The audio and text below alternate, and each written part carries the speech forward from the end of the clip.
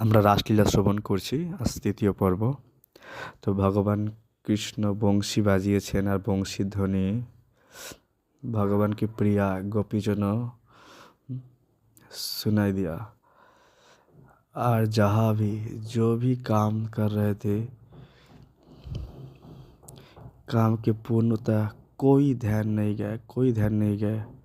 गोविंद में श्री कृष्ण इतना मौन आविष्ट था पहले से ही कि फिर ये आह्वान पा करके, निमंत्रण पा करके बांसुरी में सब कुछ छोड़ के गोविंद के पास चल दिए।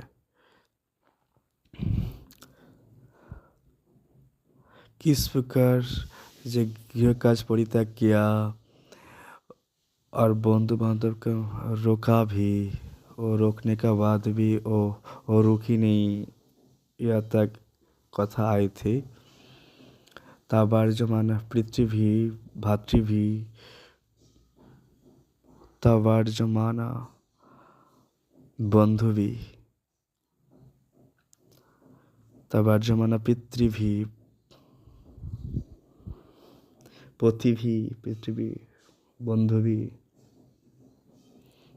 भातृबंधु भी। गोविंद अपरिहित आत्मना न निवर्तन्ते मोहिता।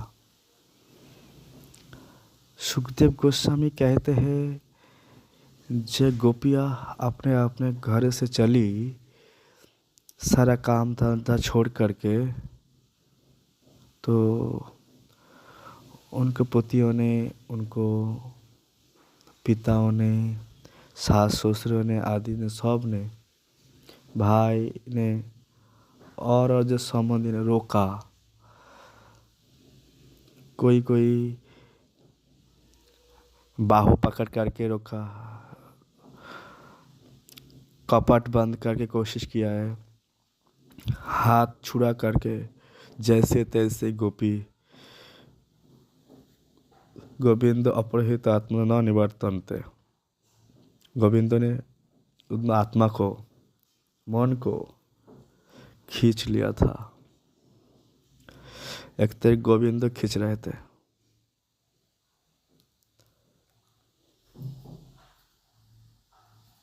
एक तरफ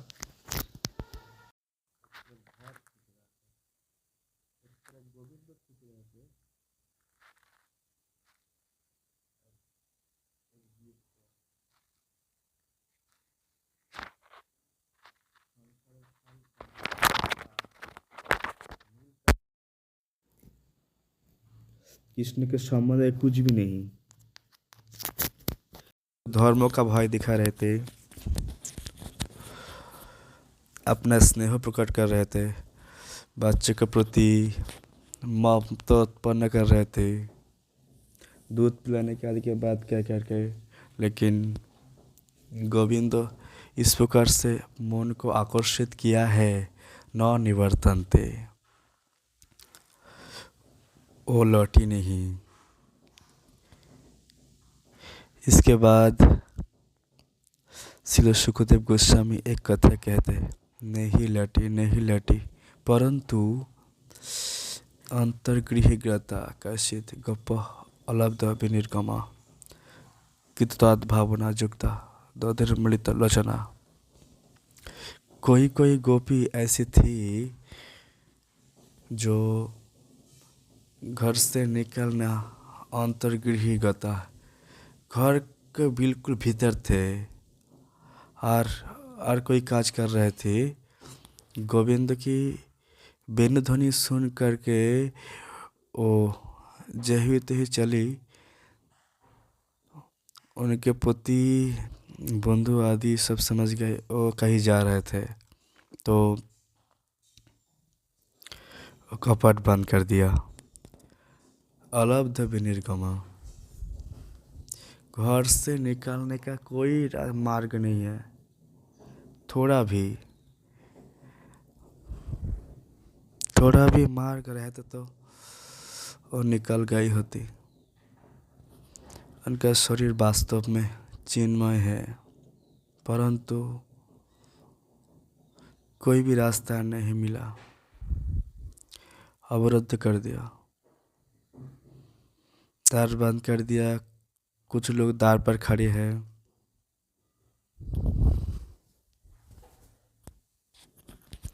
कृष्ण तद भावना युक्ता तदर्मलितम लोचना। सुखदेव गोस्वामी कहते हैं, मिली तो लोचना, तुरंत उन आंखों में बंद हो गया और वो श्री कृष्ण का मन आलिंगन करने लगे। ये सोचने लगे, स्वाभाविक है, मैं कृष्ण का पास हूँ, मैं प्रियतम का आलिंगन कर रहा हूँ, मैं उनके पास खड़ी हूँ। इस सिद्ध देह में हो गया। वास्तविक बात यह थे, भाव तो है तो सिद्ध था कुछ गोपियों का, परंतु सिद्ध देह की प्राप्ति नहीं थी। ये जो देह था, जो कृष्ण विरहमय एक गुणमय देह कहा गया। कृष्ण का विजक्त देह जो घर में आबद्ध है था, वो तो जय को तय को रह गया। ये नहीं सोचना चाहिए गोपी का देह यह छूट गया, नहीं। गोपी जैव के तेव रह रहा, घर में बंद रही, परंतु सिद्ध देहों से अपना वास्तविक स्वरूप से कृष्ण के पास पहुंच गया। इसलिए सुखदेव गोस्वामी कहते हैं और इस प्रकार कृष्ण की लीला में सम्मिलित हो गया, कृष्ण का संग प्राप्त हुआ।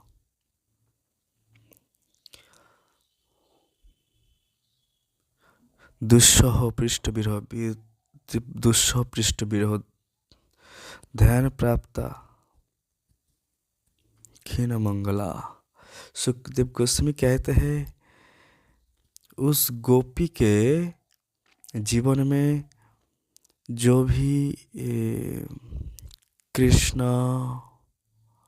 संबंध में, कृष्ण मिलन में बाधक संस्कार थे, वो सब जल कर राग हो गया, सब राग बन गया। क्यों राग हो गया? क्यों? कहते हैं, दुस्सह जिस विरह ताप सहना असंभव था, बहुत कठिन था, उस महान दुख के जाला में गोपी के समस्त अशुभ कर्म नष्ट हो गया।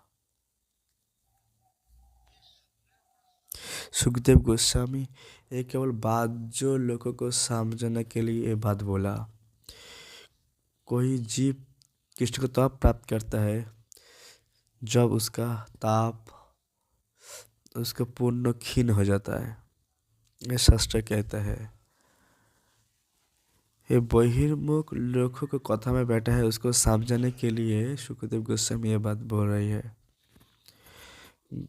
गोपी का अशुभ खत्म हो गया, अशुभ खत्म हो गया, शुभ भी खत्म हो गया। अशुभ कैसे खत्म होता है?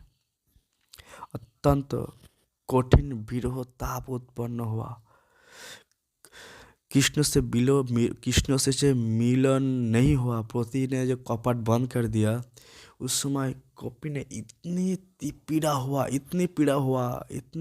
कृष्ण विरह में इतनी पीड़ा हुआ, इतना पीड़ा हुई जो जिसके आगे कालकोट जहर भी कुछ नहीं था, कोटि नरक भी कुछ नहीं था, कोटि नरक भी कुछ नहीं था। इतना दुख हुआ, जो स्वामी कपाट बंद कर दिया। उस दुख में सारा जितना जो भी किसी का भी जो भी पाप था, जब पाप थे, नरक आदि पाप, नरक जाने का यज्ञ, जो भी पाप थे, तो केवल इतना ही अर्थ लेना चाहिए। कृष्ण लीला सम्मिलित होने का जो संस्कार, सम्मिलित होने जो बाधक संस्कार थे, नित्य सिद्ध देह प्राप्ति में जिसके पास प्राप्ति का कृष्ण के पास जो नहीं पहुंच सकती है वो सब खत्म हो गया, वो सब जल गया। इतना बड़ा दुख है कृष्ण विरह में। उस दुख में एक तरफ रख गया और नरक आदि दुख एक तरफ रखा जाए, और जितना दुख है एक तरफ रखा जाए तो कुछ भी नहीं है।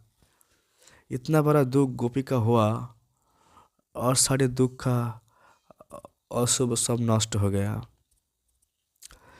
ध्यान में अच्युत का आश्लेष प्राप्त हुआ, श्री कृष्ण का आलिंगन प्राप्त हुआ। ध्यान में इतना आनंद हुआ, इतना आनंद हुआ, इतना सुख हुआ, इतना सुख हुआ। उस सुख में अन्य सब स्वर्ग आदि सुख, ब्रह्मानंद सुख सुख सब सम्मिलित हो गया। इस तरह से जो भोगना था पुण्य का फल सब भस्म हो गया, सब खत्म हो गया उस आनंद के आगे। घनीभूत आनंद आश्लेष कर रहे थे। इस प्रकार से त्वमेव परमात्मा नाम जार बुद्धया विसंगता जोहर गुणमय हम देहो क्षीण बांधव। सुखदेव गोस्वामी, यद्यपि कुछ गोपियों का जो घर में अवरुद्ध किया गया था, श्री कृष्ण प्रति जार बुद्धि थी, जार बुद्धि था। जार का अर्थ है श्री कृष्ण एक परम सुंदर पुरुष है, हमारा उनसे प्रेम है। उनके गुण पर आसक्त होकर के, उनके सुंदरता पर आसक्त होकर के, उनके स्नेह पर वो आसक्त हो गया। कृष्ण के भगवान के रूप में नहीं है। ब्रह्म तो ना जनाती, ब्रह्म रूप नहीं से जान तो ना से जाना नहीं। एक सुंदर लड़के के जानते थे, एक सुंदर लड़का है। सुखदेव से कहते हैं जार बुद्धा ओपी संगता। श्री कृष्ण जान नहीं है उसके, श्री कृष्ण ही वास्तविक पति है, श्री कृष्ण ही वास्तविक पति है। बार उसकी जार बुद्धि थी। श्री कृष्ण हमारे प्रेमी हैं, मैं उनका प्रेमिका हूँ। श्री कृष्ण का साथ मेरा विवाह नहीं हुआ है, यही बुद्धि थी, ये बुद्धि थी। श्री कृष्ण के सुंदरता में और उनके गुणों में बुद्धि आसक्ति थी। इसलिए आसक्ति नहीं थी जो वो कृष्ण भगवान है, कृष्ण पर ब्रह्म है, नहीं ऐसे नहीं। कृष्ण के प्रेम करती थी, जो हमारा प्रेमिक है, हम उसका प्रेमिका हूँ। सुखदेव गोस्वामी इसलिए कहते हैं जो जार बुद्धया विसंगतः, जार बुद्धि से वो कृष्ण से संग किया, कृष्ण का चिंतन किया, कृष्ण से प्रेम किया जार बुद्धि से। जहर गुणमयम देहो सदा प्रक्षिण बंधना। उससे गुणमय देह छूट गया, उससे गुणमय देह छूट गया। देह छूटने का अर्थ कृष्ण भावमय, कृष्ण विरह भावमय देह छूट गया। इसलिए विस्मृति हो गया। उस देह से, सिद्ध देह से कृष्ण लीला पहुंच गए। इस देह के उस देश स्मृति नहीं रहेगी बिल्कुल। यहाँ पर अवरुद्ध हूँ, ये हूँ वो हूँ, ऐसा हूँ, ये भी नहीं समझना चाहिए। वो देहो मर गया, ऐसा नहीं है। आप लोगों ने सुना होगा श्री ब्रह्मा जी सृष्टि कर रहे थे।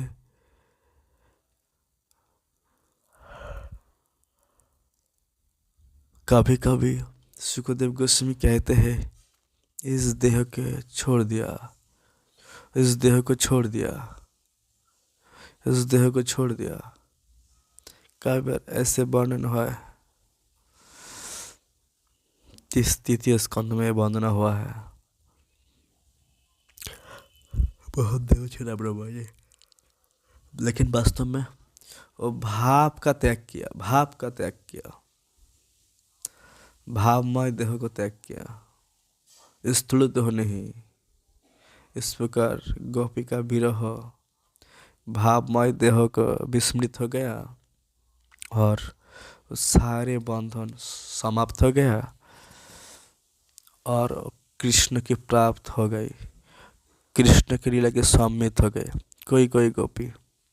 इसी पर महाराज परीक्षित एक प्रश्न कर रहे हैं सभा में। उन्होंने देखा कुछ लोग संशय प्रकाश कर रहे हैं। जैसे सुखदेव गोस्वामी कहा है, कृष्ण के प्रति मनुष्य बुद्धि थी गोपी की, किंतु और केवल प्रेम भाव से, प्रेम भाव था, कृष्ण के प्रति प्रेम भाव था, भगवत भाव नहीं था। कृष्ण भगवान भाव वो भाव नहीं था, तो भी कृष्ण की लीला में पहुंच गए, कृष्ण के प्राप्त कर लिया, अर्थात अब तो मुक्त हो गया, जड़ जगत से मुक्त हो गया। कैसे हो गया? कृष्ण का प्रति तो परम ब्रह्म हो, परमेश्वर भगवान भाव नहीं था, वो तो प्रेमिक रूप में चाहता था। इस सुखदेव, हाँ, सुखदेव मुक्ति से जब भगवान का ना जाने, केवल एक सुंदर लड़का जाने, है, वो गोपी कैसे मुक्त हो गया? वो गोपी कैसे मुक्त हो गया? वो गोपी, बड़े बड़े भक्त लोग जो भजन करते हैं, भगवान के श्रद्धा रखते हैं, वो जल्दी मुक्त होती ही नहीं। और वो गोपी, एक गोपी सुंदर लड़का समझ करके, गोपी कृष्ण को सुंदर लड़का समझ करके उसके प्रेम करके वो मुक्त कैसे हो गए? वो मुक्त कैसे हो गए? इससे महाराज परीक्षित अपने गुरु महाराज से, सुखदेव गोस्वामी से प्रश्न किया। अपना प्रश्न नहीं था, सनातन शिल वैष्णव चक्रवर्ती कहते हैं ये महाराज परीक्षित का प्रश्न नहीं था। ये जो प्रश्न आ रहा है ये महाराज परीक्षित की प्रश्न नहीं था। उन्होंने देखा सभा में कोई बहिर्मुख लोग बैठा है जो भगवान के लीला में मर्म को ठीक ठीक समझ पाता है, ठीक ठीक उन लोगों को समझने के लिए उसके संदेह हो रहा है, संदेह परक भाव हो रहा है। तब महाराज परीक्षित ने रोका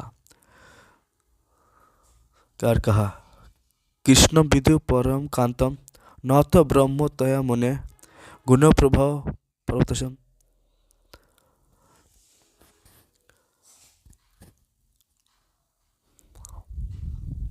आपने कहा है जो जार बुद्धि से कृष्ण से प्रेम किया और प्राप्त हो गया। कृष्ण विदु परम कांतम न तो ब्रह्म तया मुने।